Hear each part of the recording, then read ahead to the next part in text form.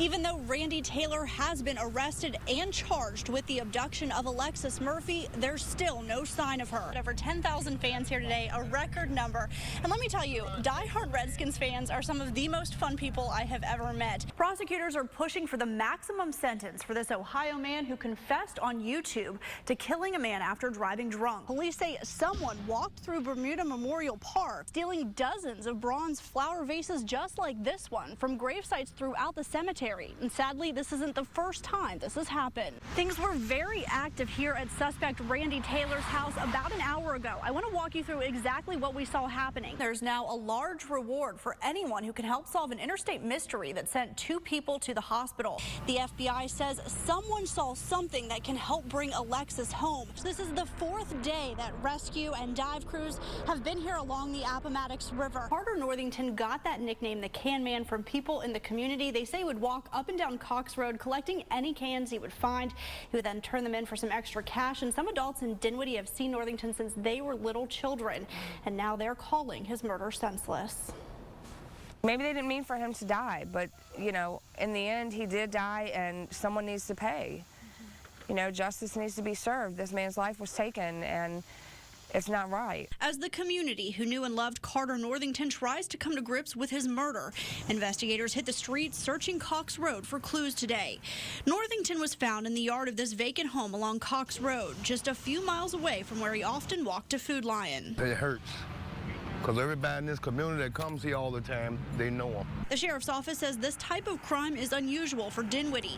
The murder happened in the northern end of the county, which is more populated, so naturally they have more calls for service there.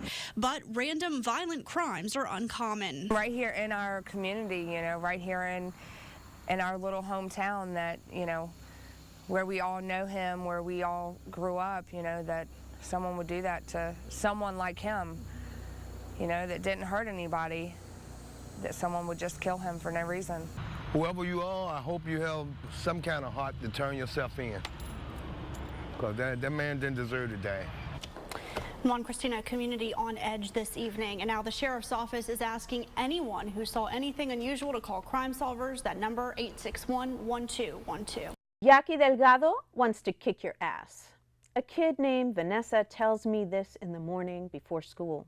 This is the title of Meg Medina's book. She says it's an open and honest look at not only the act of bullying, but the ripple effect it causes in young people's lives. Unfortunately, bullying isn't a pretty thing, and it involves ugly words, scary words, and I wanted to write about the experience honestly for the kids. Medina was originally invited to speak as part of an anti-bullying event at Cumberland Middle School.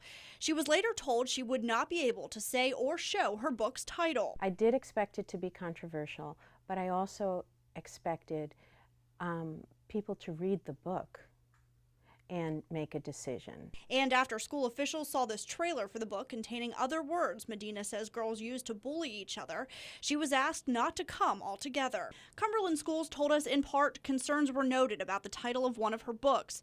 The school considered utilizing a student opt-out form for the program. However, after viewing the online trailer for the book, other inappropriate language was discovered. It was decided bullying prevention could be taught without using unacceptable language. I think if we don't engage in that really open and honest conversation, all we get are programs that have good posters and nice t-shirts and good phrases, but we don't get at the heart of the problem. I agree that it's the right title. It's a tough title. It's unsettling, but so is bullying.